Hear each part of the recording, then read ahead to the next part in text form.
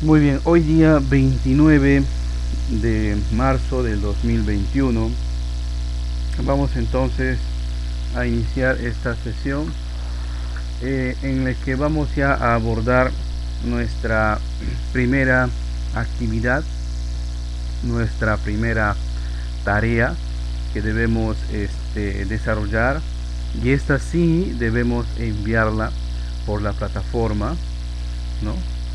Profe, ¿dónde encuentro la tarea? Yo les voy a pasar el archivo en este momento por el chat de nuestro grupo, perdón, de acá del Teams. Voy a compartirles. También ustedes lo pueden encontrar en el Teams, ya, perdón, en el Blackboard. Es un archivo en Word. Yo les voy a pasar los dos, tanto en Word como en PDF, ¿ya? Ahí está la tarea 1. Los dos archivos les estoy enviando tanto en Word como en PDF. Si hay algún compañero que colabore, por favor que lo envíe por el grupo de WhatsApp que nosotros compartimos. Muy bien, vamos entonces a revisar la tarea, que es lo que vamos a hacer. Como ustedes pueden ver, ahí dice actividad. Lo que estoy mostrándoles en realidad en el Blackboard está en archivo de texto en Word, así como que con si tienes el aplicativo en el PC normal lo vas a abrir, ¿verdad? Ahora, dependiendo si tu celular es de gama media a alta, y si tiene el Office 365, creo que dependiendo también de su memoria RAM y todos unos detalles técnicos por ahí, también lo van a poder abrir, visualizar en el chat, en su celular. Por eso, pensando en eso, también les he convertido a PDF para aquellos alumnos que lo puedan ver en su celular. Es preferible que estas páginas lo imprimas, ya lo imprimas, para tener más facilidad, ¿no?, de la lectura. Bien, ahí como pueden notar nos dice actividad entregable física y química el primer semestre. Algunas recomendaciones, ¿no? Indicaciones sobre la presentación de la actividad. Se plantean dos situaciones reales, ¿no?, en las que deberá desarrollar su talento, habilidad y destreza con mucha creatividad e innovación. Se sugiere para la presentación de la actividad seguir las siguientes etapas. Nos plantea seguir estos tres pasos. ¿Ya? Nos plantea seguir estos tres pasos. Primero, a ver, hay un audio ahí activado, por favor, si me puede apoyar.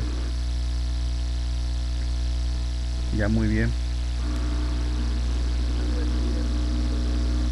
No, por favor, no habilite, hay una especie de resonancia ahí para poder continuar. Muy bien, ahora sí. El primer paso que nos propone es el planteamiento del problema. O sea, no ir a lo loco. ¿Qué vamos a hacer en esta etapa de planteamiento del problema? En esta etapa usted debe leer e interpretar las situaciones problemáticas planteadas. Puede recurrir a la elaboración de gráficos o maquetas que le permitirá identificar los datos y variables del problema con un pensamiento crítico. Lo que siempre les he estado insistiendo, recomendando, aunque la palabra estaría insistiéndoles, ¿no?, que cada caso que nos planteen, sobre todo en el tema de física, ¿no?, siempre interpretarlo y representarlo gráficamente. Siempre ahí nos plantea eso.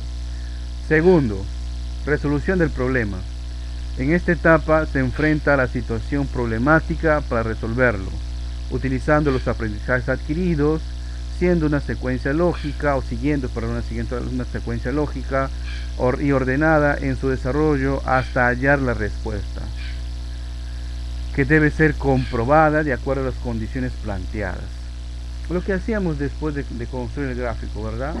Siempre había una sección de apuntar los datos, construimos el gráfico, y si había que aplicar alguna fórmula, analizamos la fórmula y por qué, siempre preguntaba por qué esa fórmula y no la otra, ¿no? Bien.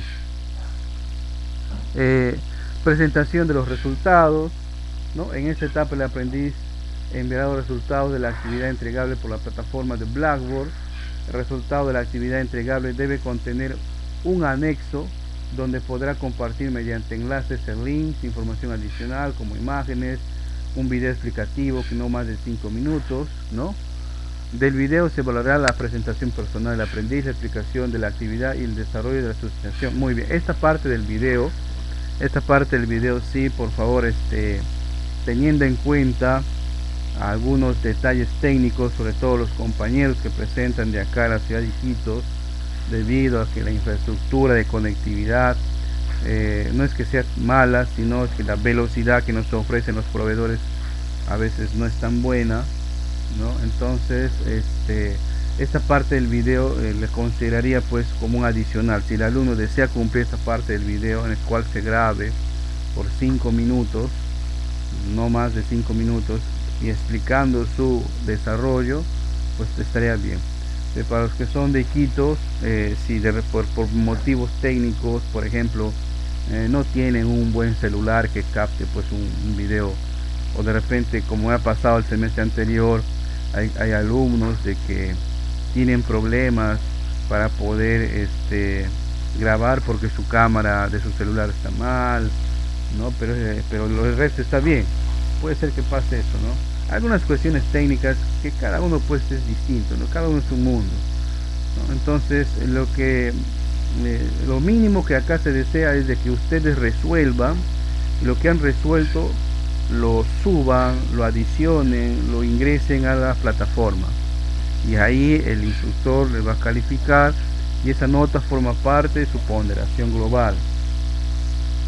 Y aquí están los casos, ¿no? Algunos aspectos a tener en cuenta.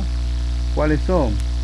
La carátula, no debe existir errores ortográficos, debe ser original, no estás pidiendo al compañero pásame tu solución y le copio igual, ¿no? Los datos y las operaciones deben estar correctamente identificados. Eso es obvio, ¿no? Porque si no está bien identificado, te va a inducir a un error. Debe expresar con amplitud y claridad los resultados obtenidos.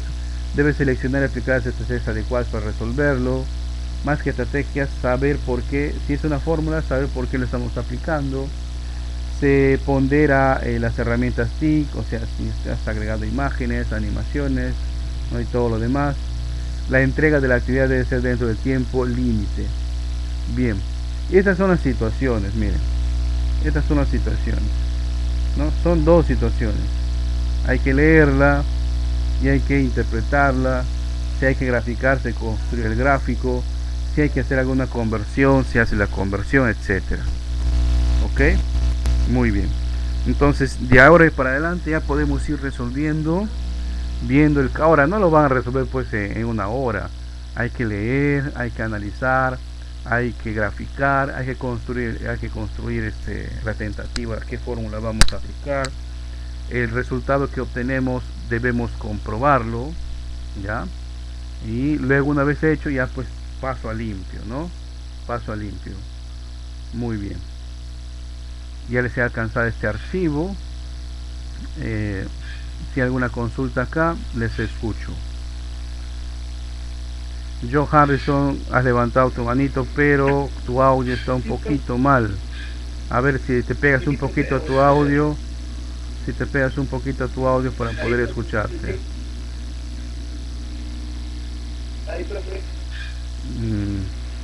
Se escucha como un zumbido. No, si te voy a también está así,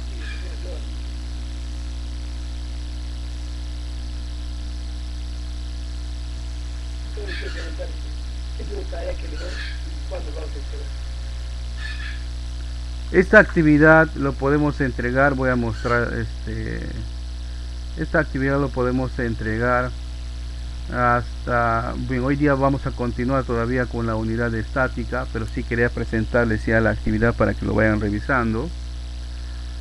Bien, esta actividad la podemos estar entregando pues por lo menos hasta el 9, ¿no? Estar subiendo, ¿no? Hasta el 9. En realidad pueden subirla hasta un día antes del cierre oficial del semestre, igual que las evaluaciones.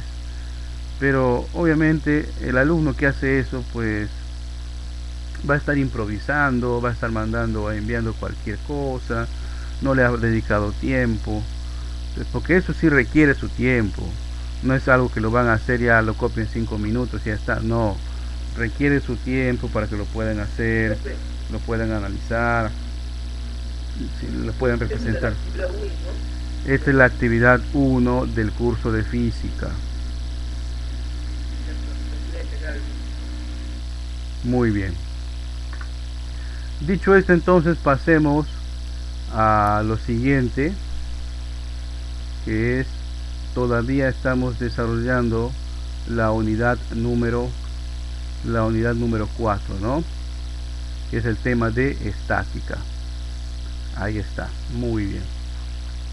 Vamos entonces, continuamos. En la clase anterior hemos estado desarrollando, a ver si hay un compañero que por favor me comparta en el grupo de WhatsApp esos archivos que les he pasado al Teams. Ya, si lo puede reenviar. Son dos, en PDF y en Word. En el Blackboard solamente lo vas a encontrar en Word. Le he convertido a PDF porque yo sé que algunos siempre tienden a revisar todo en su celular, y a veces el celular no tiene mucha potencia, no puede abrir, por ejemplo, un Office, ¿no? O un Word, dependiendo, ¿no? Porque eso pues admite gama media, baja o alta el celular. A veces tienen pues un celular que un sistema básico, ¿no? No lo va a poder abrir. Ahí si alguien por favor muy amablemente lo puede subir al grupo para poder para que los compañeros también lo puedan descargar. ¿Ya? Bien. En el tema de estática nosotros hemos estado viendo algunas cuestiones teóricas, como por ejemplo que la fuerza es una magnitud vectorial, por lo tanto tiene elementos. ¿Alguien puede decirme cuántos elementos tiene un vector? A ver si recordamos cuántos elementos tenía un vector. 4, profe. 4, muy bien, Scott, muy bien. A ver, ¿cuáles son esos 4 elementos de un vector? La dirección. Muy bien, dirección. ¿Qué más?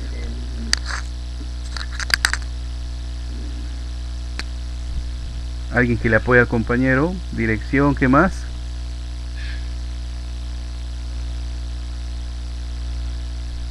Punto de partida. El punto de partida u origen también se llama. ¿Qué más? Sentido. Dirección. La dirección, ya lo dijo, también sentido. Y ahí van 3, falta uno. Orientación del módulo, creo. El módulo o su valor, correcto. Ese valor de la fuerza nosotros lo veíamos que se mide en distintas magnitudes, ¿no? En el sistema internacional, y acá les mostraba el cuadro, en el sistema internacional se medía en newtons. También si la fuerza era para muy pequeñita, para estudios de laboratorio, estaban las medidas de DINA. Y si estamos comparando la masa con la atracción gravitatoria, ¿no? El peso, o sea, vamos a trabajar con kilopondio, que equivale al kilogramo fuerza, ¿no? Hacíamos una acotación respecto a cómo se usa eso. Y si quisiéramos trabajar en otro sistema, en sistema imperial o sistema inglés, también teníamos pues en libras fuerzas. Muy bien, y hemos visto también algunos casos de conversiones, ¿correcto? Hemos definido lo que es la estática, hemos definido que las fuerzas, acá muy bien el compañero Jonathan acaba de compartir el archivo, le agradezco, Jonathan.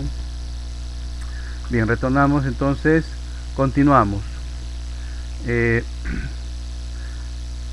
Tenemos nosotros algunos tipos de fuerzas, ¿no? Según la posición de cómo estén dibujados los vectores. En este tema, los vectores van a ser las fuerzas. Recuerden, en este tema, en estática, cuando decimos vector, será lo mismo decir que fuerza, o fuerza, vector. ¿Ok? Muy bien. Según cómo estén dibujados los vectores, vamos a tener tipos de ellos. El primero son las fuerzas concurrentes o vectores concurrentes. ¿Qué son los vectores concurrentes? O sea, cuando comparten el mismo origen o cuando se cruzan, cuando se intersectan. Una idea son las pistas o las calles de nuestra ciudad. Hay calles que se intersectan, que se cruzan, ¿verdad? Eso nos da la idea entonces de fuerzas o vectores concurrentes. ¿Cuáles son los vectores o fuerzas colineales? Que están en la misma línea, pero no necesariamente en el mismo sentido. Ojo al dato.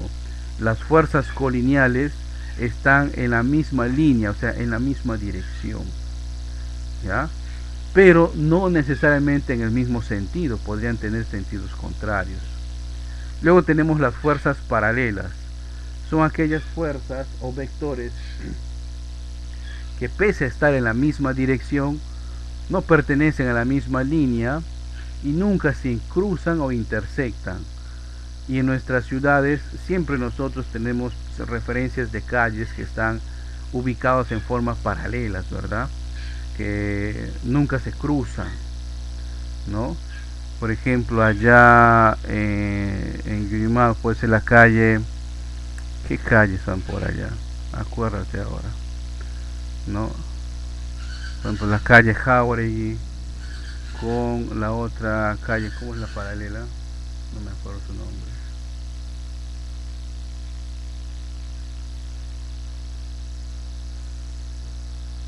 No recuerdo.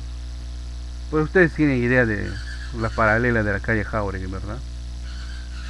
Una calle que no se cruza, ¿no? Que está a espaldas del mercado. Acá en Iquitos podría ser, por ejemplo, la calle Próspero con la Arica. Son calles que no se cruzan, en ningún tramo se van a intersectar, entonces nos dan la idea de una calle en paralela. ¿Ok? Jonathan, ¿qué calles son paralelas a la calle Jauregui ahí?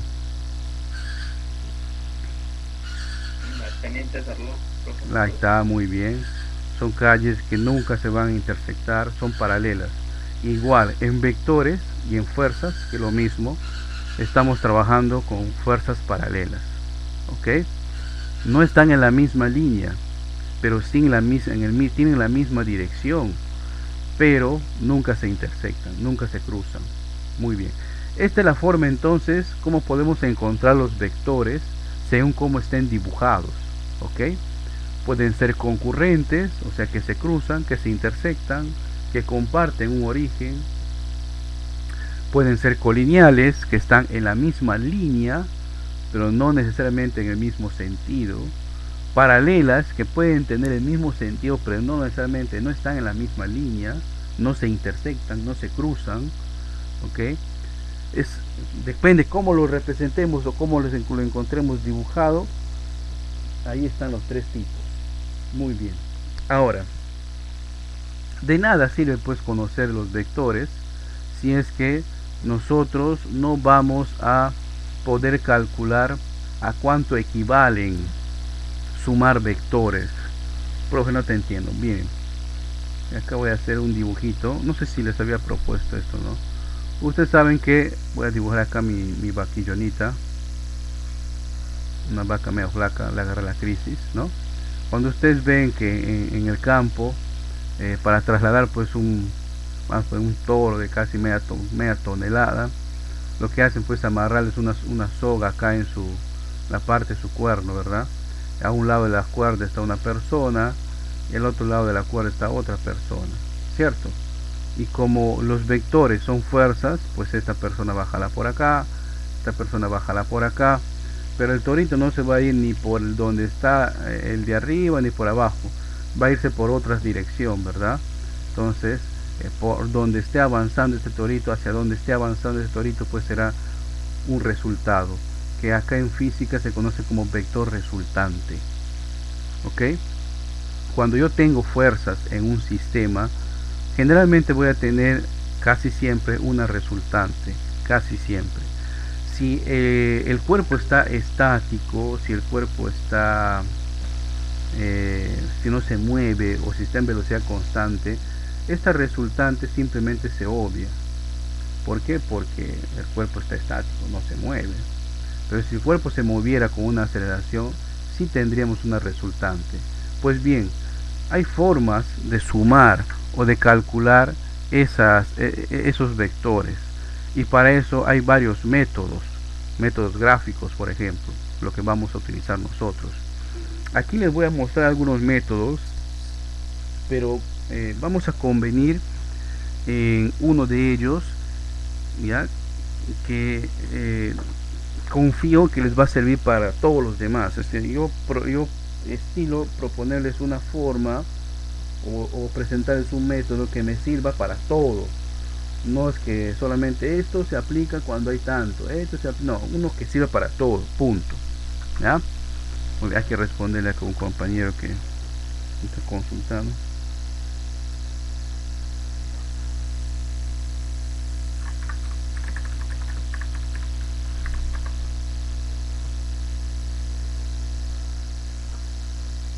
Bien, para sumar vectores, o sea, en un sistema, si hay más de dos vectores, obviamente se van a sumar, ¿no? Vamos a ver los siguientes métodos, ¿no? El método del paralelogramo. El paralelogramo es una figura geométrica que se parece a un rectángulo, pero como que ha venido el viento y se ha inclinado a un lado, ¿ok? Entonces sirve cuando tenemos dos vectores, ¿no? Un derivado de él es el método del triángulo. Caramba, ¿dónde está? Acá está. Ahí está. Un derivado de él es el método del triángulo, miren, ¿no? Tenemos dos vectores o dos fuerzas, y como les ponía el ejemplo, ¿no? Recuerdan acá de la vaquillonita, había una resultante. Esa resultante se puede calcular. Hay dos formas de poner, así como han visto acá de organizar. Acá formas un paralelogramo y acá formas un triángulo, ¿verdad? Hay esas dos formas.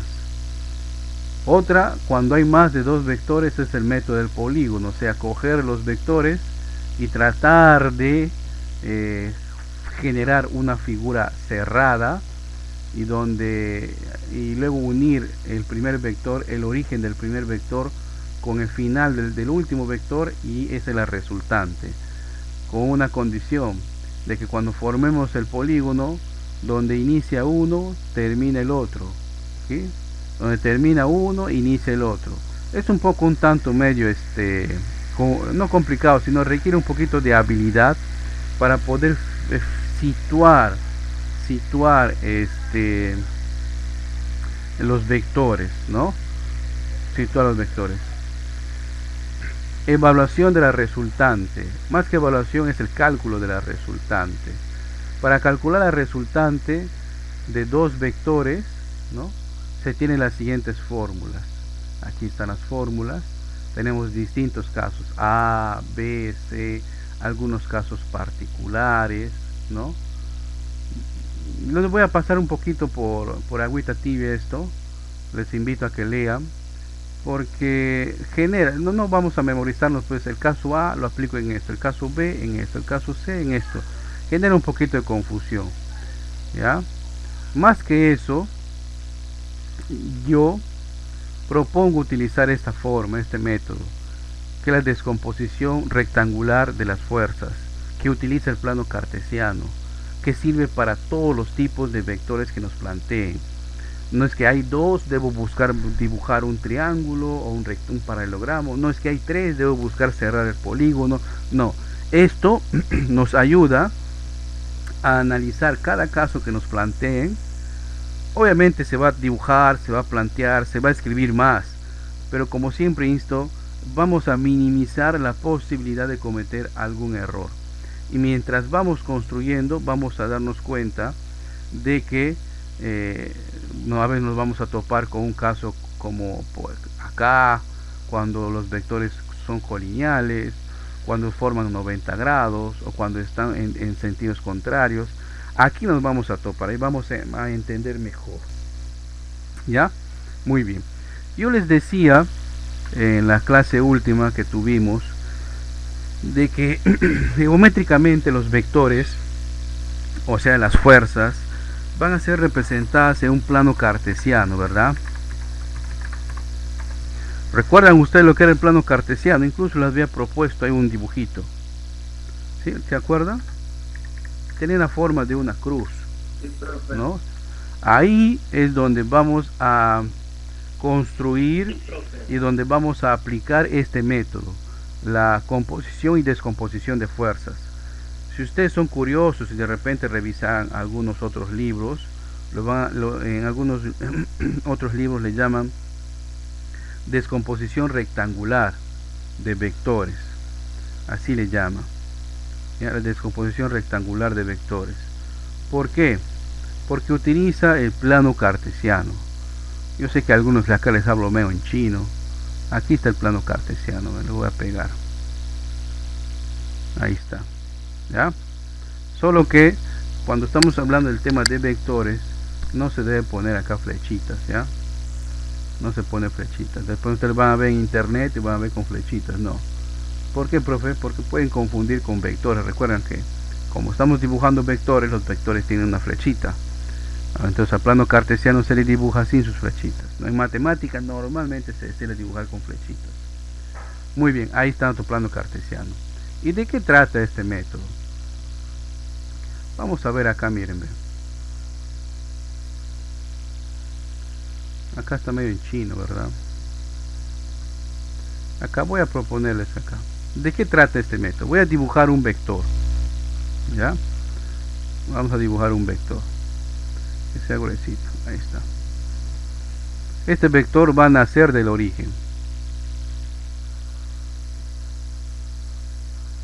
Allí está. Tiene su dirección. Vamos a poner su dirección,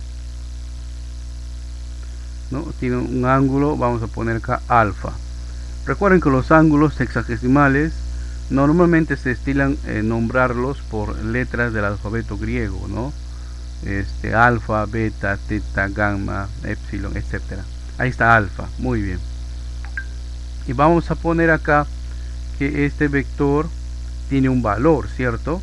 Porque eso forma parte de los valores. Este valor va a ser en azul, ¿verdad? Este valor va a ser f. Este es el vector f, ¿ya? El vector f. Muy bien. No salió bien, ahí vamos a borrar acá. Ahora sí. Su valor o módulo va a ser f. Muy bien. Entonces miren, fíjense ustedes, para poder aplicar este método, lo que se debe hacer es agarrar pues un machete. Conocen un machete, ¿verdad? O una balilla. Conocen una balilla, ¿verdad? Bueno, algo para cortar. Imagínense ustedes, y cortamos, tac, le damos acá en la mitad al vector, justo en su mitad, justo le damos en su mitad, ¿correcto? ¿Qué vamos a lograr con eso? A ver acá, el mismo plano. Entonces, si nosotros le cortamos al vector en la mitad, cuando digo mitad, no me refiero aquí, sino justamente de la mitad de él, ¿no? De su medio, desde acá, de su vena, ¿no? Le cortamos de ahí, ¿no? De su mitad. Entonces, ¿qué va a pasar? Entonces vamos a tener dos partes del vector. Una parte de él va a caer en el eje X. Otra parte de él va a caer en el eje Y. ¿Sí? Pero recuerden, el vector original era así. Le voy a hacer entre puntitos, ¿no? Estamos construyendo el dibujo paso a paso. Ahí está, ¿no? El vector original tenía un ángulo, ¿verdad? Que era alfa. Entonces, el que está sobre el eje X es f coseno de alfa. Y el que está en el eje Y es f por el seno de alfa. ¿Ok? F coseno de alfa y f seno de alfa. De tal manera, ¿ok? Que cuando nos toque calcular el vector resultante en algún momento, el vector resultante siempre va a ser igual, a ver, el vector resultante siempre va a ser igual, ¿no? A la raíz cuadrada, a ver por favor ese audio, a la raíz cuadrada de la resultante en x al cuadrado más la resultante en y al cuadrado. No se olviden de esta fórmula. ¿Ok? Repito. Ese audio, por favor, ahorita doy paso a las preguntas. ¿Quién está activando su audio? Ahí se está colando. ¿Sí? Bien. Cuando tenemos un vector, se busca ubicar este vector en el plano cartesiano y luego descomponerlo, o sea, partirle en su mitad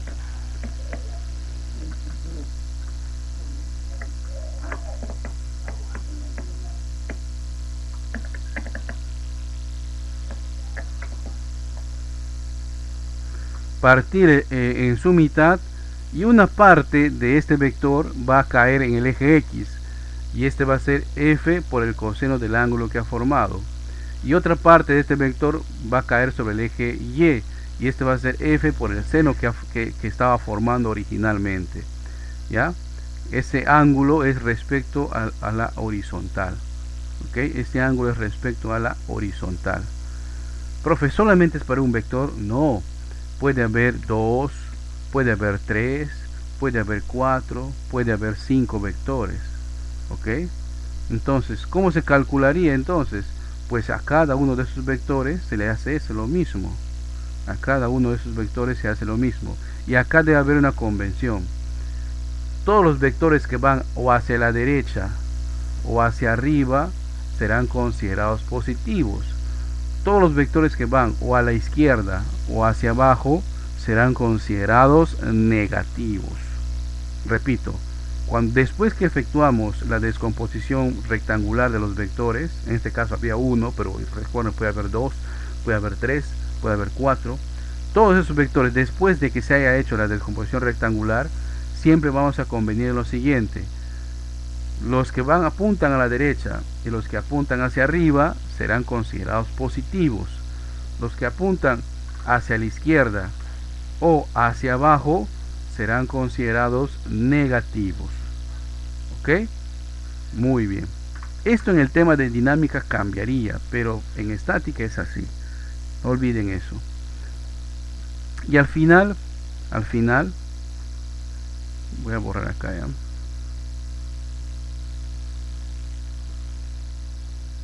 Carambas.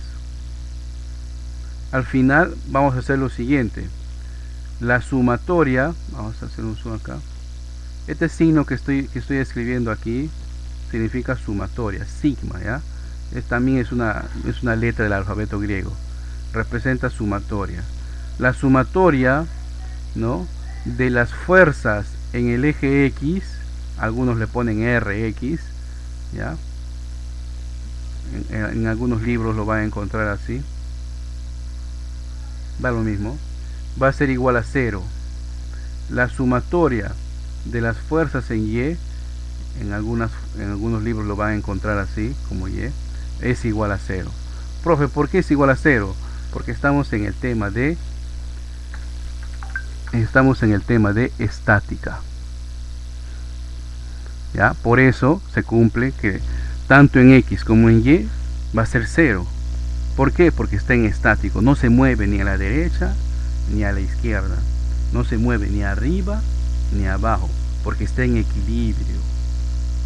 Esto va a cambiar en el tema de dinámica, por eso nos mantenemos ahí. Muy bien, hasta aquí alguna consulta.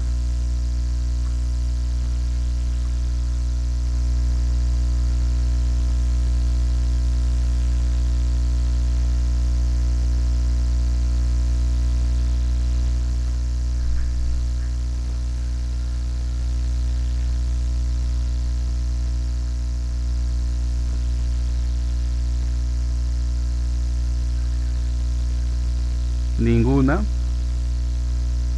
¿Se entiende?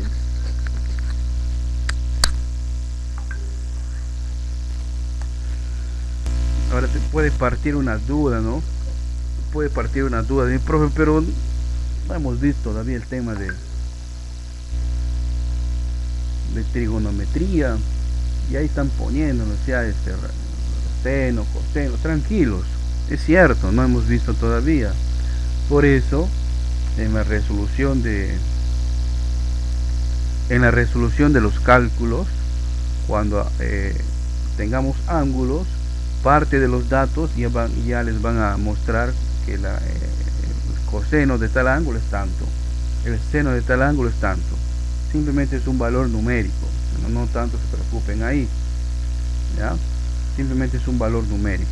Así que no por el hecho que todavía no hayamos visto trigonometría van a pensar que no vamos a entender ese caso, no. Simplemente cuando nos toque trabajar con el coseno o el seno de un ángulo, ya va a ser un dato que nos van a tener que dar, ¿ya? Ustedes no van a recordar, a ver cuánto era esto, van a ver resultados, no, nos van a dar, ¿ya? Bien, hasta acá no hay ninguna consulta, ¿verdad? ¿Se entiende? ¿Sí?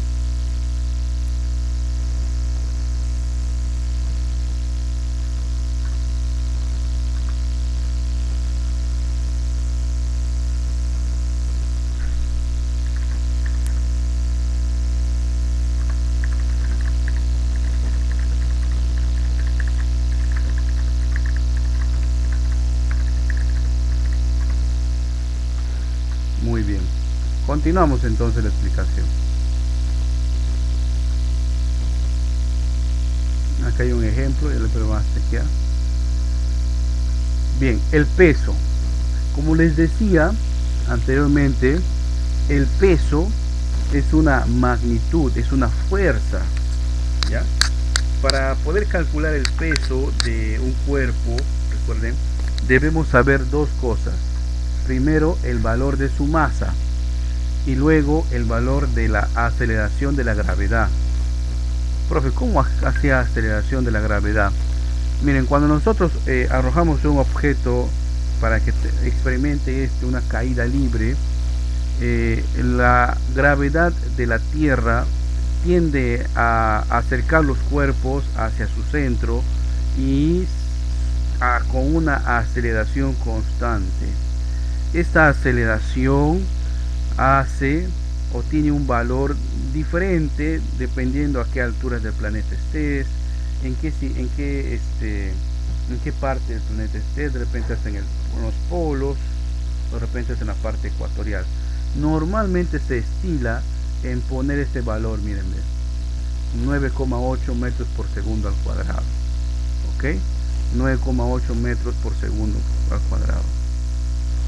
Pero en algunos casos, si ustedes revisan algunas páginas web, algunos libros, para evitar a veces algunos autores evitar los números decimales, normalmente le redondean, a veces le redondean ese 9,8, le redondean a 10 metros por segundo al cuadrado, ¿ya? Es más, hay algunos casos donde quieren trabajar con mayor precisión y dan otro valor de la aceleración de la gravedad, ¿no? Que está un valor estandarizado para los objetos que están cerca de los polos magnéticos, ¿no? Normalmente esto es ese valor, 9,8 metros por segundo al cuadrado, ¿no? Entonces el peso en un cuerpo geométricamente siempre está ubicado dentro de su centro de gravedad, ¿no? El centro de gravedad es un punto imaginario, ¿no? En el cual se concentra pues la atracción de la gravedad de la Tierra. Por ejemplo, anatómicamente los hombres tienen un centro de gravedad distinto al de las mujeres.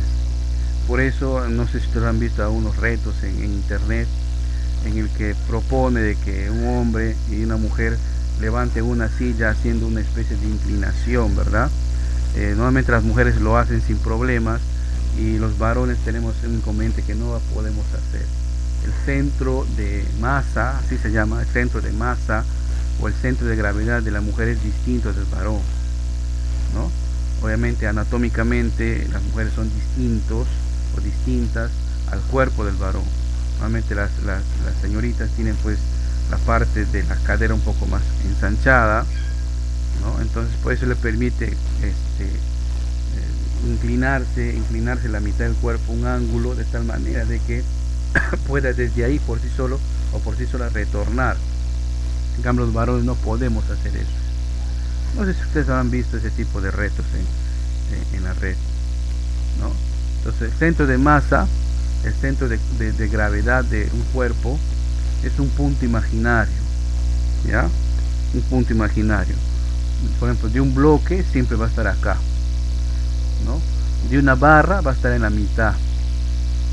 Incluso hay fórmulas matemáticas que nos ayudan a ubicar exactamente pues el centro de masa o el centro de gravedad, si quisiéramos ser más precisos, ¿verdad? Había que recordar el cálculo de la mediana, ¿no? Una serie de detalles. Pero para este tema simplemente entiendan que todo cuerpo tiene un centro de gravedad, un centro de masa. A veces es más bajo, a veces es más alto. Cuanto más bajo es, hay menos la posibilidad, por ejemplo, de que se caiga, ¿no? Cuanto más alto es, existe la posibilidad de que te caigas más pronto, ¿no? Por ejemplo, si ustedes habrán visto estos personajes de los circos que a veces tienden a ponerse unos palos en los pies, ¿no? Y se salen como si fueran pues personas gigantes, ¿no? Controlan ellos su centro de masa, ¿no? Para evitar de que se caigan, ¿no? Es el mismo principio, por ejemplo, que nos permite manejar bicicleta, ¿no? O manejar las motos. A pesar de que tienen dos ruedas, ¿no? Tienes que estar en movimiento constante para poder estar en equilibrio y no caerte. Porque si tú quieres estar en las dos ruedas, pero sin movimiento, de hecho te vas a caer a algún lado, ¿no? De hecho que te vas a caer a algún lado. Muy bien. Entonces el peso en este tema se le va a representar por la letra W mayúscula, solamente para este tema, porque más adelante el W toma otra magnitud. ¿Y a qué es igual W? Acá lo pone, miren, es igual a la masa por la atracción de la gravedad, ¿ya? A la masa por la atracción de la gravedad. Acá estamos adelantando el tema de dinámica. Masa por la atracción de la gravedad, ¿ok? La masa en qué te van a dar, en kilogramos, y la atracción de la gravedad en metros por segundo al cuadrado, ¿ya? Es la aceleración de la gravedad. Y este resultado de masa por gravedad nos va a dar newtons, que es la magnitud de la fuerza, ¿ya? Que es la magnitud de la fuerza. Muy bien. Dicho esto, también vamos a ver algunos tipos de fuerzas. Como les decía, la tensión. ¿Quiénes experimentan la fuerza de la tensión? Los cables, los que son sometidos a los que son jalados en la misma dirección pero sentidos contrarios. Los cables, las sogas, las cuerdas, ¿no? Las cadenas experimentan la fuerza de tipo tensión. Por más fuerte que veamos nosotros una cuerda, siempre tiene un punto máximo de tensión que soporta. Incluso si nosotros vamos a la ferretería, pedimos una soga, ¿no? Si es una soga estandarizada, siempre va a indicar ahí cuál es el punto máximo de tensión que soporta. Normalmente está en kilogramos fuerza, ¿no? Puede ponerte ahí 500 kilogramos fuerza, 300 kilogramos fuerza. ¿Qué significa eso? Que solamente puedes levantar con él 300 kilogramos a lo máximo y después ya puede romperse. Las cadenas también, ¿no? Ustedes han visto a veces acá en la Amazonía se navega y normalmente para cuando las lanchas están estacionadas, para amarrarlos pues no utilizan una soga débil, ¿verdad? Normalmente utilizan una cuerda que está hecha de hebras de hilo de acero. Aparentemente son muy resistentes, pero también tienen un punto de tensión máximo. Cuando llegan a su punto de tensión máximo, tienen tanta energía de que se rompen, y al momento de romperse hace una especie de látigo, ¿no? Que se mueve para un extremo. Ese movimiento tiene tanta velocidad y tanta energía de que es muy peligroso, ¿no? Si alguna persona estaría cerca por ahí, si pasaría eso, de seguridad pues le cortaría la pierna, ¿no? O lo pasaría por la mitad a la persona. Por eso cuando ustedes estén observando ese tipo de acontecimientos, siempre es bueno alejarse. Además, siempre hay medidas de seguridad que se deben cumplir, ¿verdad? O alguna vez ustedes han visto, ¿no? Cuando se rompe la soga de tu hamaca, conoce una hamaca, ¿no? Sí. Bien. Entonces, han visto, se rompe la soga, normalmente que hace un sonido, ¿verdad? Hace un sonido. Pues esa es la energía que está liberando. Porque no olviden, las cuerdas, las sogas, los cables, las cadenas experimentan tensión, ¿no? Y acá viene, por ejemplo, ese refrán de que una cadena es tan fuerte como su eslabón más débil, ¿no? Las cadenas están formadas por eslabones, ¿no? El más débil de ellos es el máximo valor que resiste esa cadena. ¿Ok? Otro tipo de fuerza experimenta la compresión, no la comprensión, no de comprender, de entender, de ser asertivo, no, sino el tipo de fuerza que experimentan los cuerpos cuando son sometidos a fuerzas, pero en sentido contrario, ¿no? Que se encuentren, ¿ya? Les ponía el ejemplo, quienes experimentan este tipo de fuerza, naturalmente a veces tienen la pata de las mesas, la pata de las sillas, nuestras piernas cuando estamos nosotros parados, en una estructura de una casa, las columnas soportan ese tipo de fuerzas, ¿no? Dependiendo pues qué tan fuerte es el material, va a tener también un punto máximo. Por eso es que cuando construyen una casa, ustedes han visto, si va a ser de un piso ponen un tipo de fierro, si va a ser de 2 pisos ponen otro tipo de fierro, más grueso y la columna más grande. Si va a ser más grande la construcción ponen un fierro más grueso todavía. ¿Por qué? Porque va a soportar más cantidad de peso, más compresión. Si esto llega a ceder, obviamente va a haber una especie de derrumbe y va a caer, ¿no?, la casa. Muy bien. Luego tenemos nosotros que recordar también que ante toda acción hay una reacción de igual intensidad pero sentido contrario. ¿Ya? A ver, una compañera acá está consultando un ratito, hay que responderle, no puede ingresar.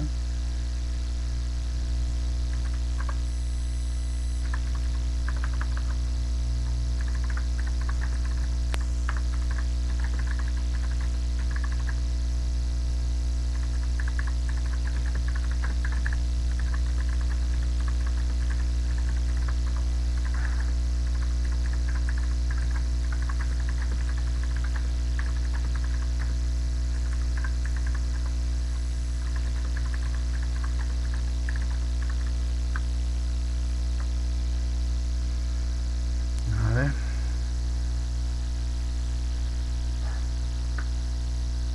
Listo, muy bien.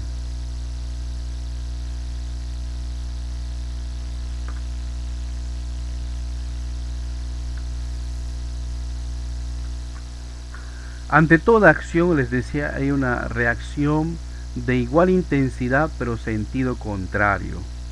Es otra ley de Newton. Ante toda acción hay una reacción de igual intensidad pero sentido contrario. Esta ley explica, por ejemplo, el volar de los cometas, ¿no? Cuando nosotros estamos en la canoa, agarramos el remo, ¿no?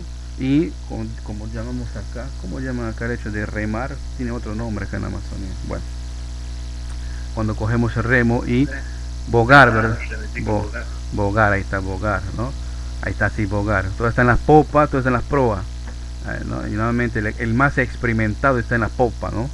El que está ahí dirigiendo, ¿no? Yo, por ejemplo, cuando intenté hacer eso, metí la canoa en el monte, no pude dirigirlo. Entonces, cuando uno boga o rema, ¿no? Normalmente empuja el remo en el sentido contrario hacia donde va la canoa. Si la canoa va hacia adelante, el remo, tú jalas hacia el otro sentido. Esa es la acción. Y la reacción va a ser justamente hacia donde está yendo la canoa, ¿no? Está en la misma intensidad, pero sentido contrario, ¿no? Sentido contrario. ¿A qué voy con esto? Acá pues salta la mentira de algunas películas. Si ustedes han visto algunas películas ahí en el cual va el héroe de la película y le lanza un tiro al villano, ¿verdad? O le dispara, el villano sale pues cuando recibe el tiro, vuela unos 2 o 3 metros más hacia atrás. Y eso es mentira, pues no, porque si fuera cierto, como hay una acción y debe haber una reacción de igual intensidad, pero sentido contrario, si la persona a la cual recibe el disparo sale volando 3 metros, la persona a la cual dispara también con el arma tendría que también salir volando 3 metros, pero en sentido contrario, ¿no? Entonces ahí tenemos un disparatado de la física, ¿no? En las películas. Normalmente en las películas pues no se cumplen las leyes de la física, ¿no? Bien. Porque ¿a qué va esto? Cuando nosotros tenemos un peso, un cuerpo que tiene un peso, ese peso normalmente apunta hacia el centro de la Tierra, ¿sí? Esa es la acción. El peso quiere hundirse, el cuerpo por su peso quiere ser atraído, quiere hundirse y llegar al centro de la Tierra. Pero hay una fuerza invisible que no le permite, que es la reacción normal que ejerce una pared, un piso, ¿sí? Una viga. ¿A qué me refiero? Normalmente en los dibujos un piso va a tener así, como si fuera pues unos huesitos de pescado. Entonces, este bloque tiene un peso y siempre va a apuntar hacia abajo. Caramba, si este pulso, hombre, no va a fallar. Siempre va a apuntar hacia abajo. Pero para evitar de que ese bloque, este es el peso, para evitar que ese bloque se hunde en el piso ejerce una reacción de igual intensidad, pero sentido contrario, y se le llama reacción normal. Se le representa generalmente por la letra N. En algunos libros le van a ver así, RN, reacción normal.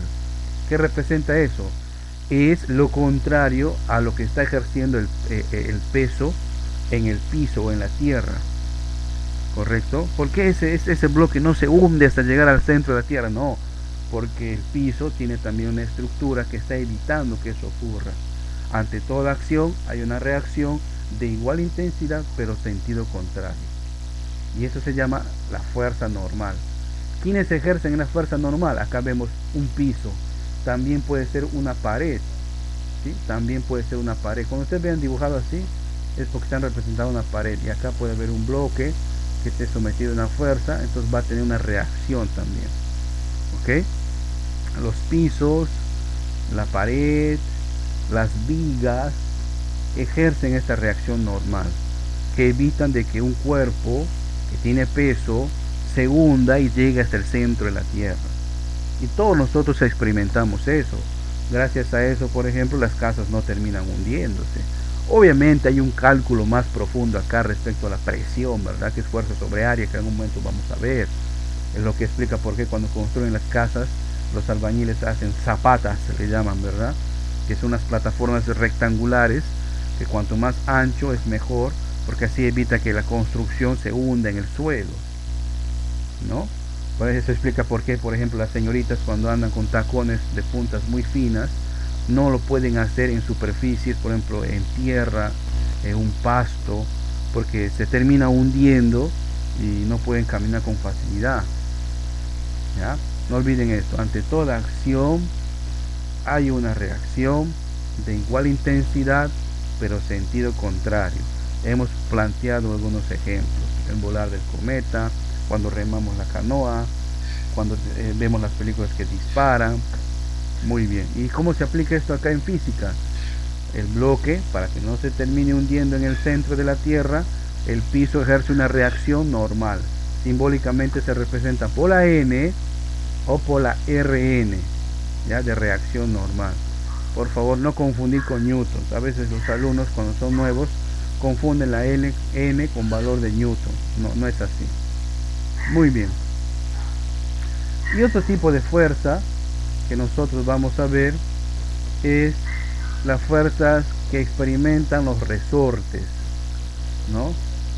Si ustedes han visto alguna balanza ya más o menos antigua, o habrán visto sus amortiguadores de sus motos o sus motocarros, tienen los resortes. Han visto, por ejemplo, las camas o los colchones tienen resortes, que no son otra cosa más que material de acero entrelazados, ¿no?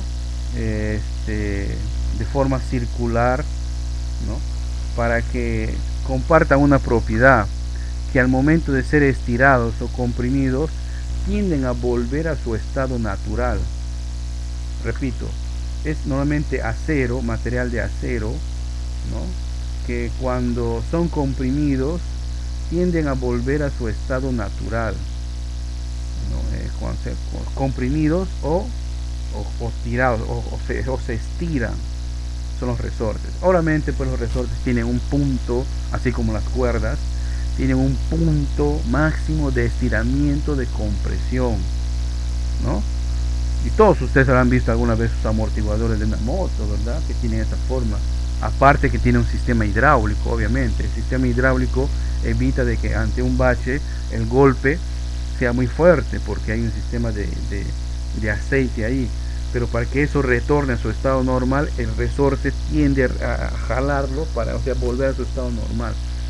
Por eso es un sistema, ¿no? No creo que nunca hayan visto un resorte de la moto, pero bueno, les invito a ver. Es otro tipo de fuerza, ¿ya? Ahí tienen la fórmula.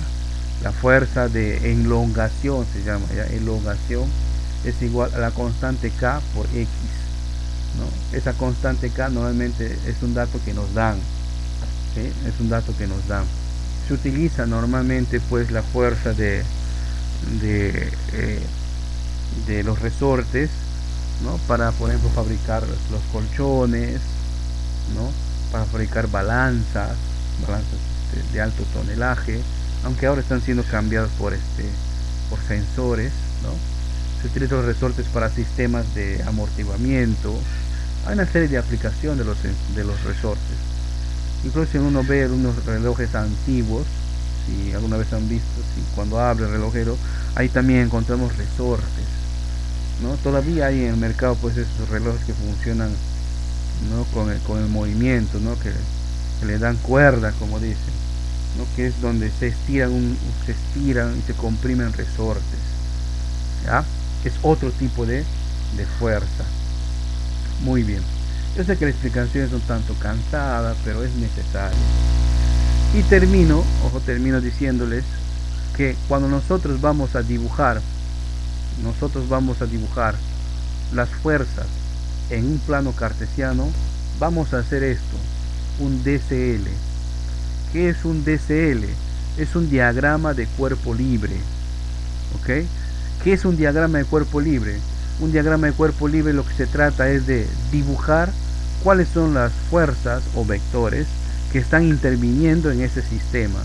Por ejemplo acá, ¿no? Acá nosotros estamos observando un bloque que está sostenido por un cable, ¿no? Y acá ven, mire, acá hay una viga, ¿ve? Este parece un peine, representa una viga, algo sólido, ¿no? Entonces esa soga está experimentando una tensión, y luego cuando se intenta dibujarlo en el plano cartesiano, hay que representar y ubicar las fuerzas que actúan en él. ¿Qué fuerzas son? Ahí está el peso que siempre tiende hacia abajo, y que está evitando que se caiga, una tensión que está soportando esta soga y va a apuntar en sentido contrario. De toda acción hay una reacción, y esto al momento de representarlo lo vamos a llevar al plano cartesiano.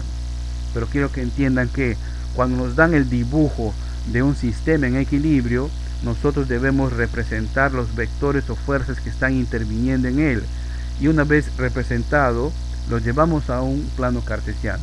Esa forma de dibujar, de representar, se conoce como DCL, diagrama de cuerpo libre, ¿sí? Diagrama de cuerpo libre. Muy bien, hay distintos tipos de diagramas, ¿no? Como pueden ver acá en el plano inclinado, hay más. En la práctica lo vamos a aprender. Muy bien, hasta acá alguna consulta.